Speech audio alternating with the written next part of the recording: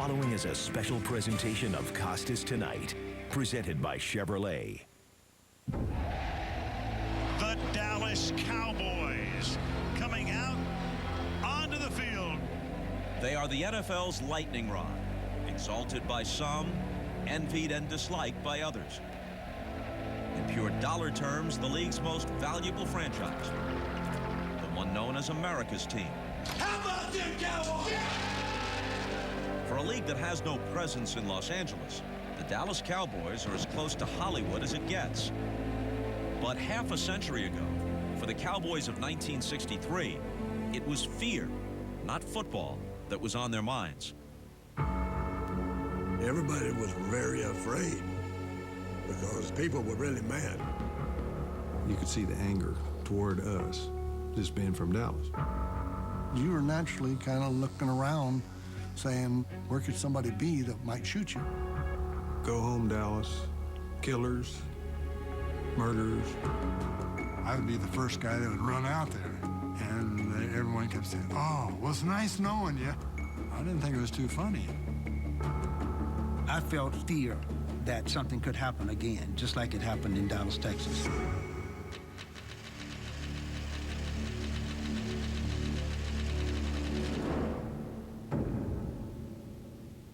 "50 years ago this month, President John F. Kennedy was assassinated here in Dallas's Dealey Plaza.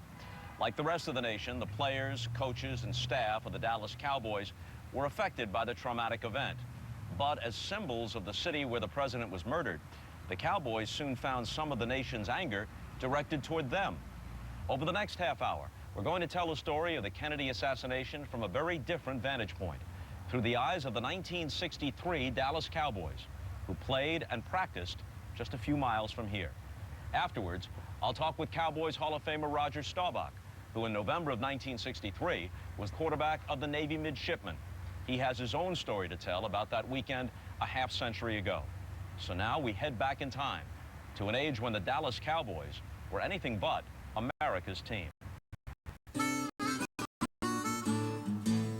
Though the Cowboys of today are known for their flash and grandeur, their beginnings were more humble, born as an NFL expansion team in 1960. We weren't a very good team.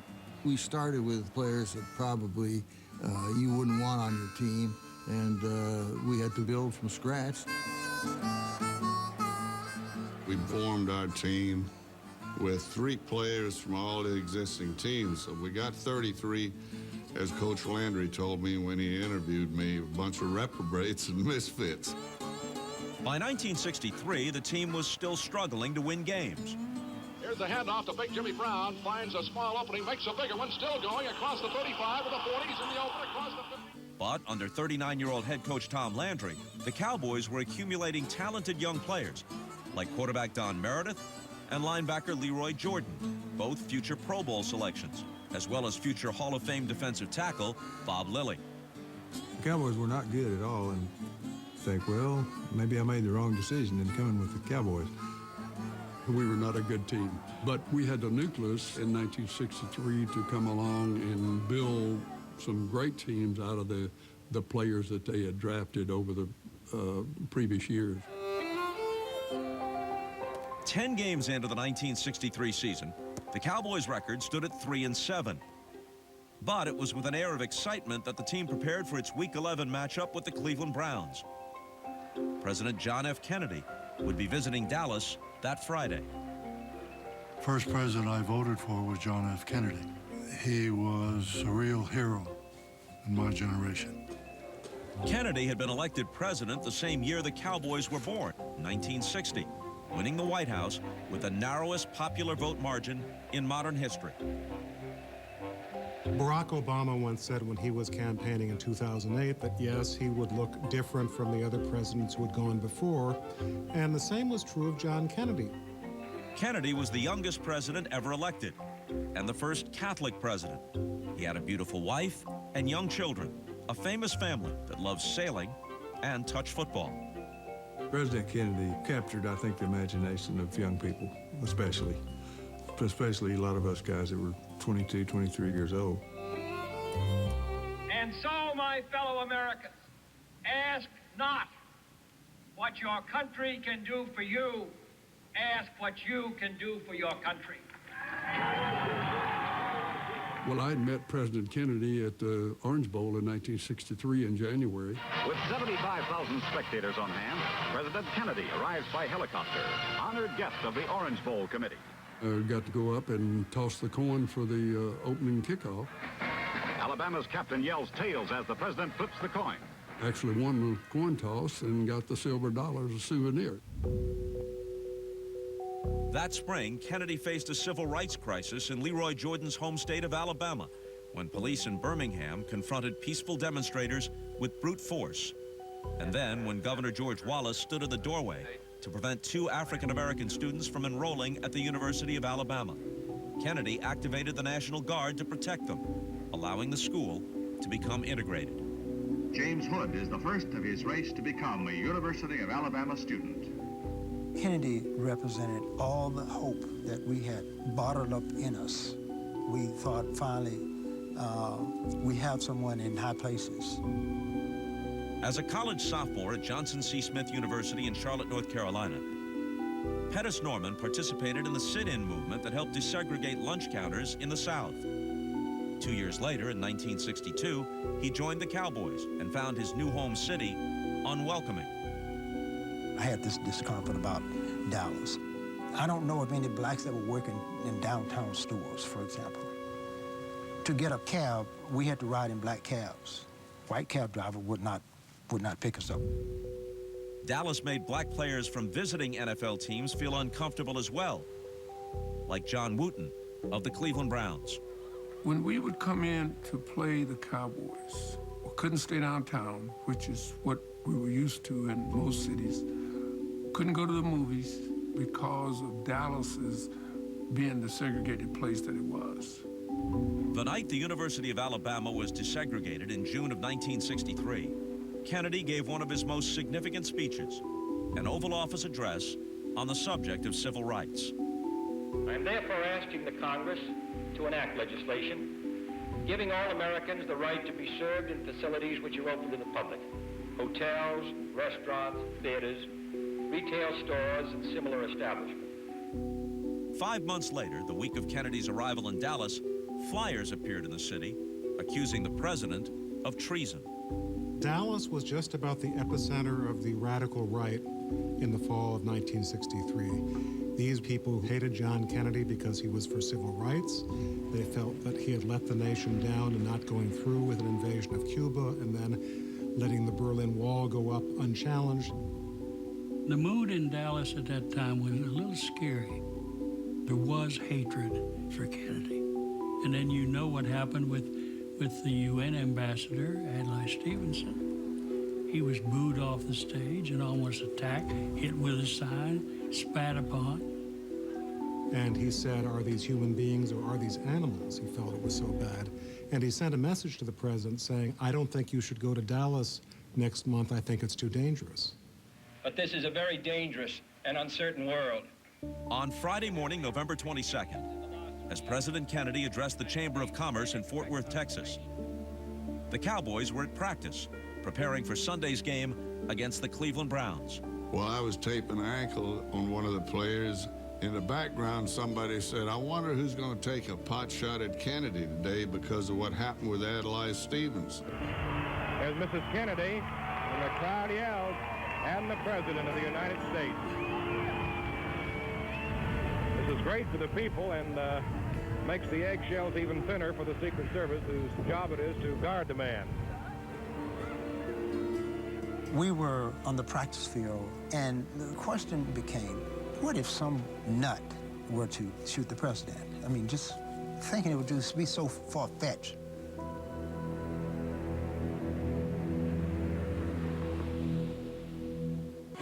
Cargo planes have perfected the art of moving heavy freight. So has the all-new GMC Sierra. No competitor offers an advanced cargo system that includes an easy lift and lower tailgate, rear bumper step, LED lighting, and movable upper tie-downs. The all-new GMC Sierra. Incredible thinking in the form of a truck. Current GM owners, use your Black Friday cash and trade up to this all-new specially equipped 2014 GMC Sierra for a total value of $5,000. the President of the United States. And what a crowd, what a tremendous welcome he's getting now.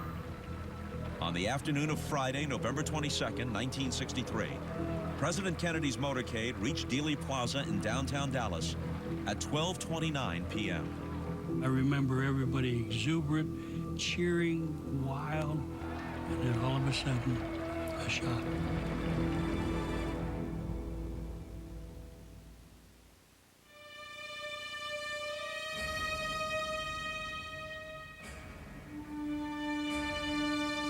Excuse the fact that I'm out of breath, but about 10 or 15 minutes ago, a tragic thing, from all indications at this point, has happened in the city of Dallas. All of a sudden, there was this ungodly amount of sirens. And somebody said, boy, there must have been a terrible accident for that much to be going on. This is NBC News. Here is Peter Hackus in Washington. President Kennedy has been shot. As we were getting back in a huddle, one of the guys said that he had heard from someone on the sidelines that the president had been shot. As of now, there is no final official report on his condition. I said, I better go out and inform Coach Landry about this. I said, Coach, some tragic event has occurred downtown Dallas. And he looked at me kind of strange, and he said, what are you talking about? I said, Coach, someone shot President Kennedy. Mrs. Kennedy was weeping and trying to hold up her husband's head when reporters reached the car. He looked at me in disbelief, and I think actually his face became a little ashen at the time, and he said, you said what? The president's condition is serious and uncertain. Coach Landry called us all together, and he said the president's been shot, the governor's been shot, they're both in the hospital, and they were both alive. So we're going to continue to practice until we hear something further. He was carried into the hospital. Unconscious and bleeding. Unconscious and bleeding. We simply just stood there in total disbelief. I mean, every player just could not believe. And last rites of the church have just been administered. We all kind of were in a daze, quite honestly. I mean, you just couldn't believe that the president had been shot. White House Press Secretary Malcolm Kilduff has just announced that President Kennedy died at approximately 1 o'clock Central Standard Time, which is about 35 minutes ago. It seemed like life stopped. We were not football players anymore. We were people there trying to figure out what in the world has happened. When something like that takes place, it's like 9/11. You know, everything shuts down. You don't do the normal. Like most Americans, the Dallas Cowboys went home that Friday to watch the unfolding events on television. Behind the casket is Mrs. Jacqueline Kennedy. To her right is her brother-in-law, the Attorney General, Robert Kennedy. The nation came to a halt. Stores closed. Broadway went dark. Weddings were postponed. But what about the National Football League? We as players had already thought they're not going to play this game. We should not be going out there talking about winning and losing and rejoicing. We did not want to go play football. We did not want to practice football. I think everybody wanted to grieve. Many sporting events scheduled for the day and for this weekend have been postponed or canceled.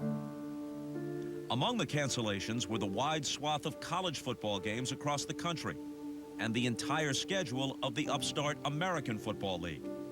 But as the nation grieved, in New York, there had been no word from the NFL about its games. The league's 37-year-old commissioner, Pete Rozelle, was unsure of what to do and solicited a variety of opinions, including that of Cowboys general manager Tex Schramm. Commissioner Rozelle did discuss it with me. I thought it was appropriate that we played the game. Had we been playing the game in Dallas, I might have had a different opinion of it. Now chairman of the Pittsburgh Steelers, Dan Rooney was the team's vice president in 1963, and he also spoke to Rozelle in the aftermath of the assassination. I called him and said, this is really a bad situation. This is terrible. And I said to him that I think you have to cancel the games. Rozelle also called his friend Pierre Salinger, the White House press secretary, to ask Salinger's opinion. He said that Pierre felt that Jack would have thought that we should play and that he would have wanted it that way, actually for the nation. Salinger's advice would prove to be critical to the commissioner's decision. The games would go on. I thought that the game would be called off and was shocked and was a little angry, really, when I found out the game was going to be played.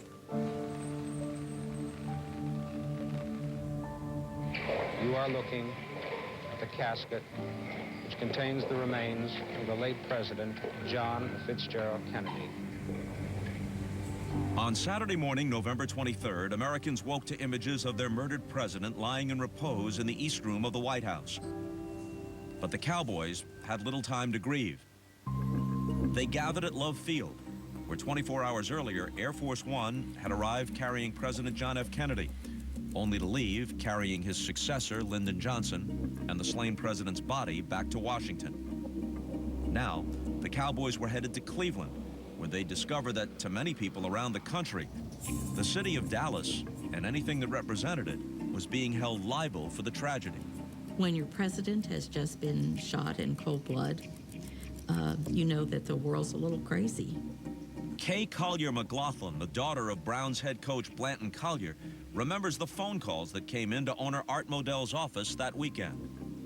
They received death threats saying that if Dallas was allowed to come and the game was played, that the coaches would be shot when they walked on the field. That was pretty scary stuff.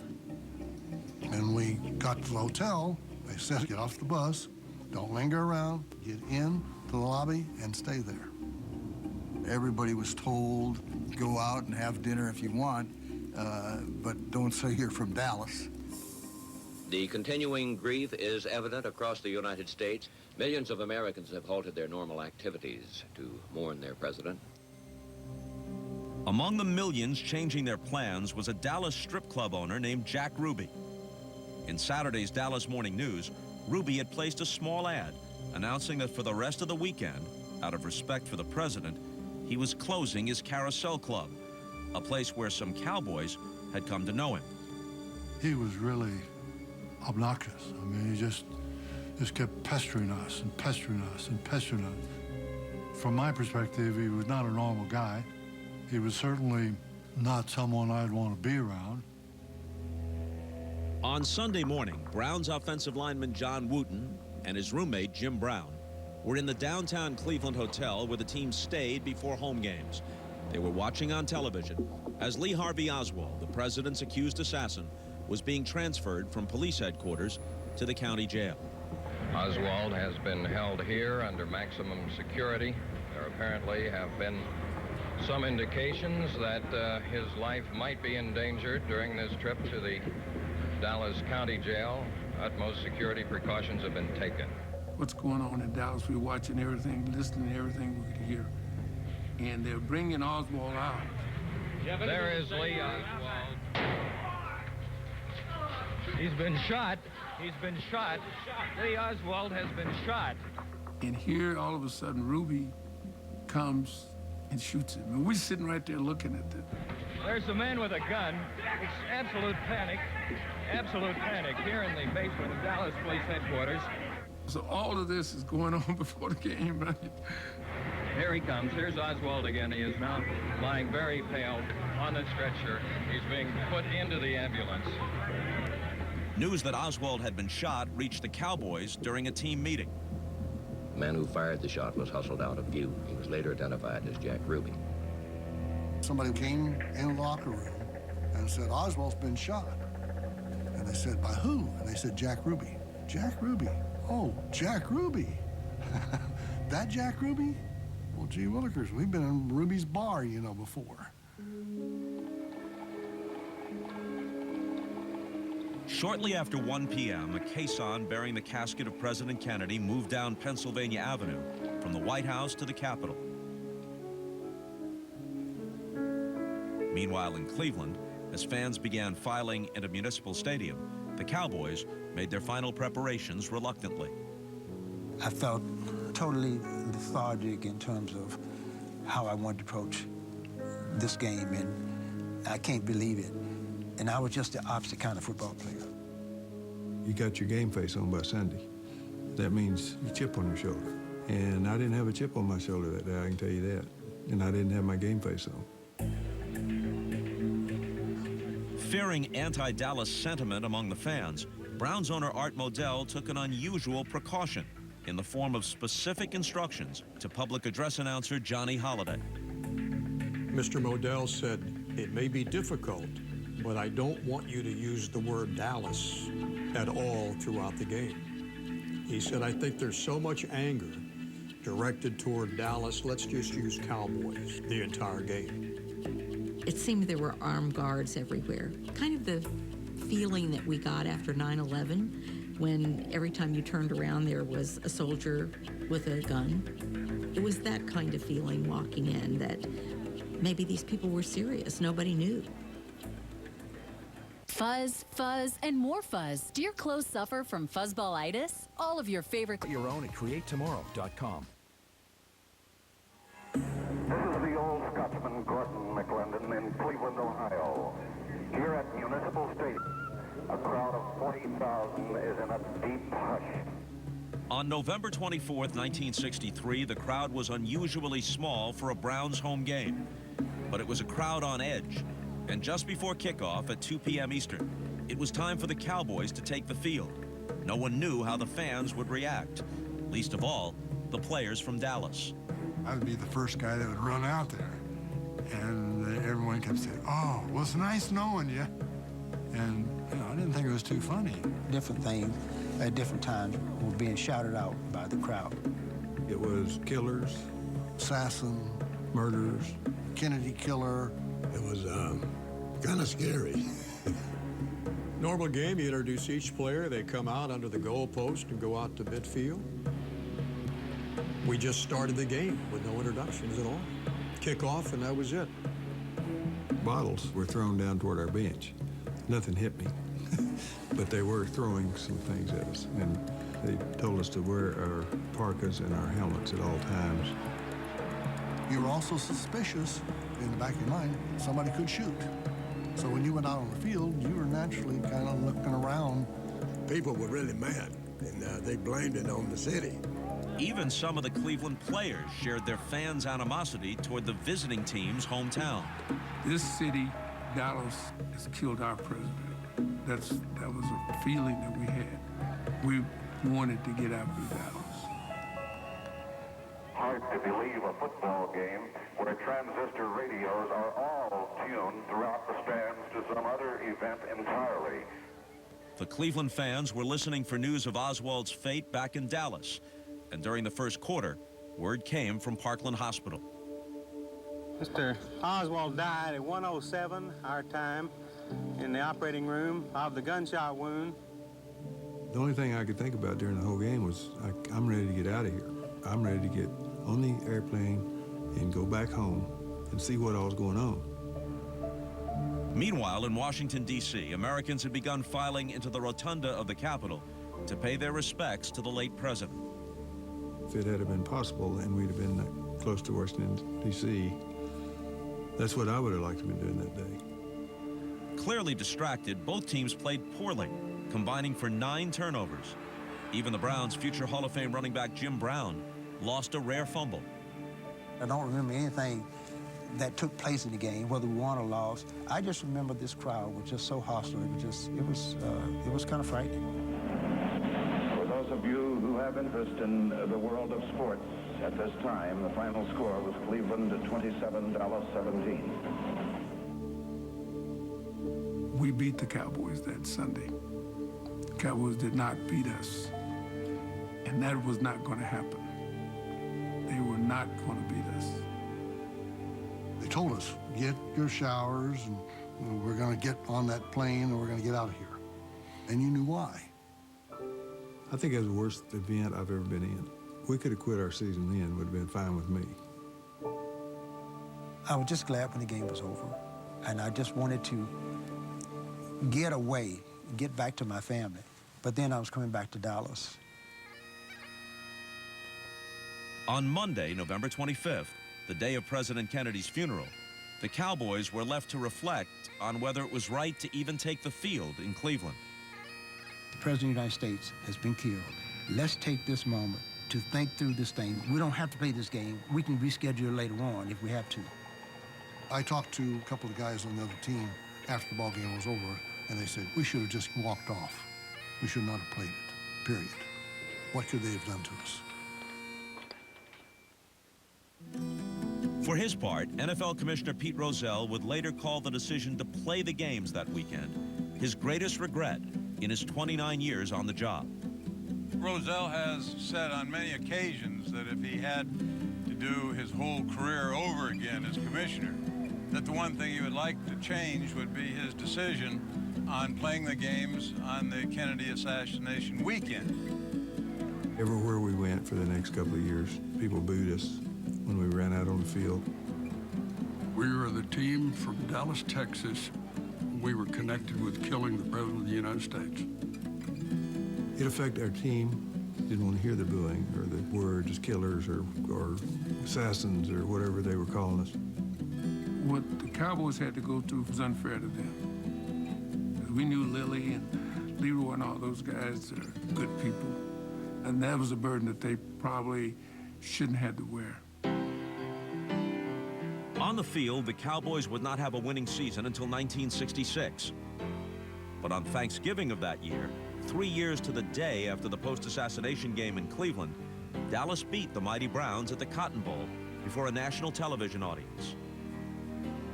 That Cleveland game was a turning point for us, gaining respect back from the other teams as well as the other cities that we were playing in. We started getting relief from the assassination. We played our way out of our grief and had become a much better football team that year. When Dallas started winning, that was a transitional thing for this whole city. And it began to wipe away a lot of the negative things that people felt about Dallas. The Cowboys would go to the NFL championship game in 1966 and 67, narrowly losing both to Vince Lombardi's Green Bay Packers. In the 1970s, they appeared in 5 Super Bowls and won 2 of them. Football fans were drawn to their whole aura, their explosive offense, their innovative coach, and of course, their cheerleaders. After bearing a measure of the nation's anger for a crime that took place in their city, the Dallas Cowboys had become a phenomenon, America's team. The assassination of John Kennedy, I mean, we were known worldwide as the city of hate. As we started to win, we changed that. People focused their attention on football and on our winning, and we became America's team.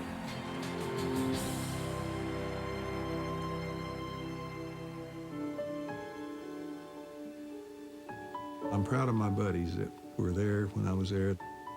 We overcame this real tragedy of the president being assassinated in Dallas. And here is the President of the United States. And what a crowd, what a tremendous welcome he's getting now. 50 years ago, wow, it doesn't seem possible. It just stays vivid in your mind, maybe forever. Those of us old enough to recall will never forget where we were the exact moment we heard the president had been shot.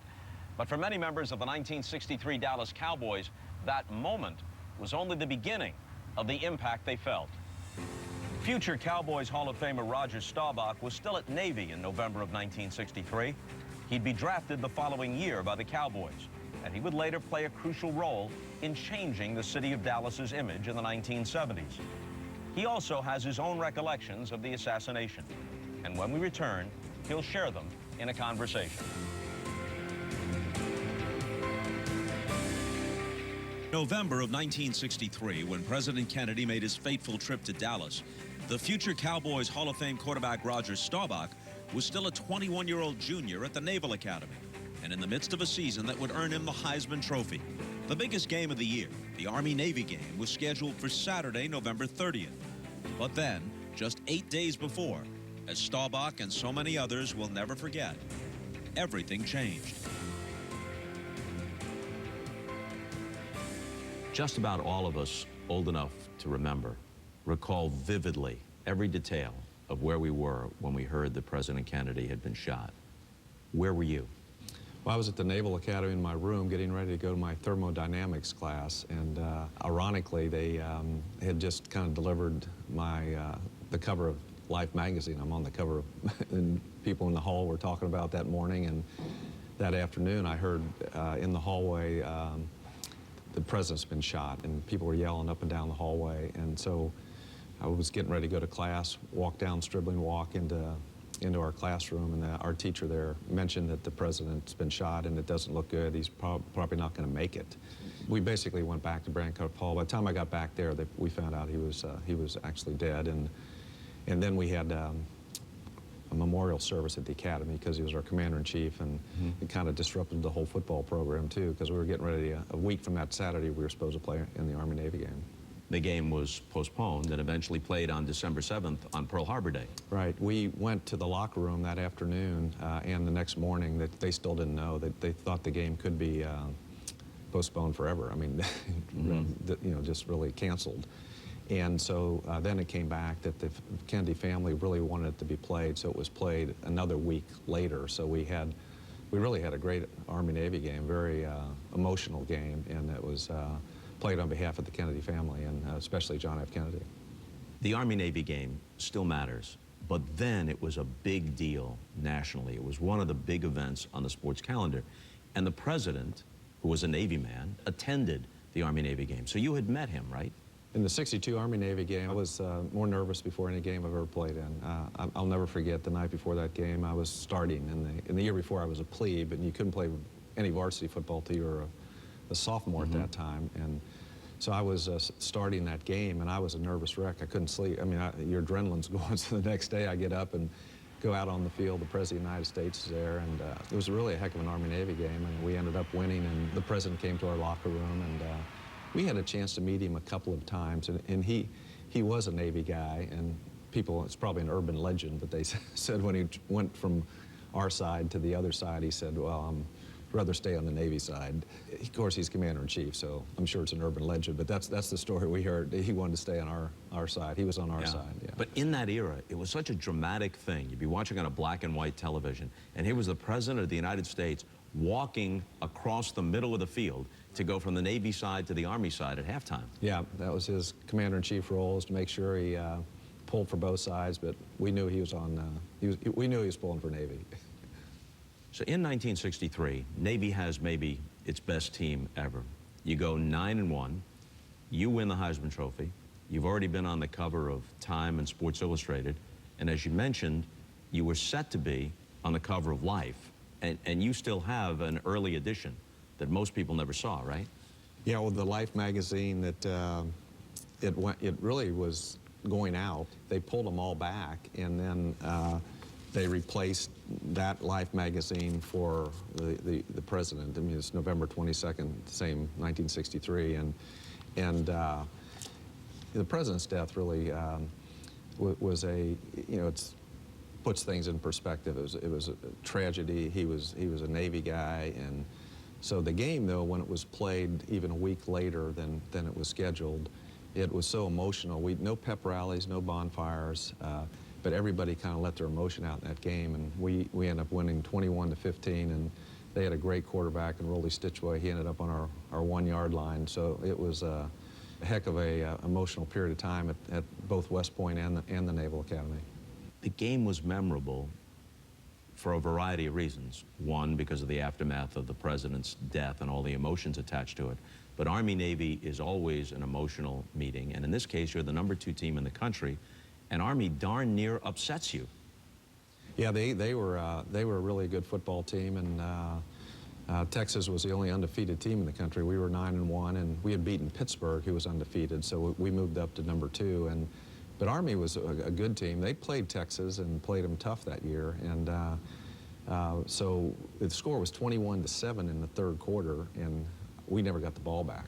I mean, Rollie Stitchway had a long drive, went into the fourth quarter with that drive. They scored, then got the onside kick, and I'm standing on the sidelines with Wayne Harden, our great coach, And he said, you know, when we get the ball back, we're going to have to we can't stop this guy. And I said, hey, Coach, we're not going to get the ball back. Look at the clock. And it was just ticking away. And fortunately, it ended on the 1-yard line, and we won the game. But we were very fortunate to win that game. They get down right to the goal line, and I recall, you know, as a kid watching this game on a black and white TV, and Stitchway's holding his hands up trying to quiet the crowd, and they don't realize the clock is running, and time runs out before they can snap the ball. Yeah, the referees actually have the clock stopped, and they went back to the huddle, and they're thinking now that it's stopped, that it's going to start when we take the snap, but that isn't the deal. I mean, they just stopped it because of the noise, but then they started it again.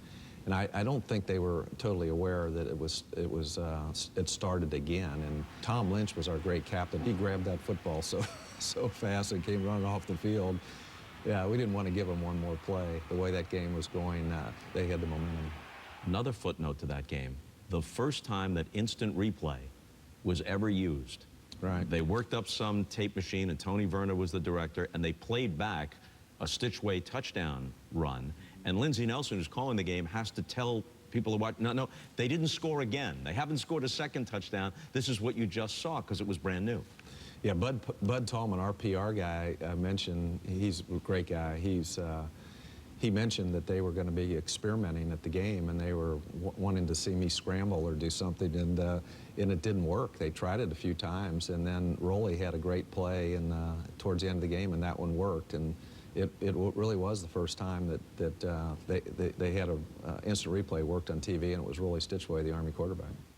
President Kennedy was a knowledgeable sports fan. Did he single you out? Did he speak with you when he came to the locker room? Did he know, well, here's the quarterback? Not really. He just kind of was good, nice to everybody. And we met him one time when he pulled into, I guess when he had his helicopter, came into Nantucket or that area, because we were at Quonset Point when we did our two-a-days before the season started. And we met him there, and met him when his helicopter landed, and he came and shook our hands, and he said he loved Navy football, and so he didn't single me out. He just came in our locker room, and kind of everybody wanted to take a picture with him. Back then, it's hard. They didn't have their phone cameras and everything. Right. So, but we had some great pictures of him in our locker room. As great as the game was, what do you remember about the atmosphere before, after, during, because of this earth-shattering event that had happened only a couple of weeks before? Yeah, it was actually kind of eerie. It was you didn't know what to expect. And, there was the question mark: do you really have a game? Should it be played? But we delayed it. But then it was really the Kennedy family, we were told, really wanted that game to be played on his behalf. So.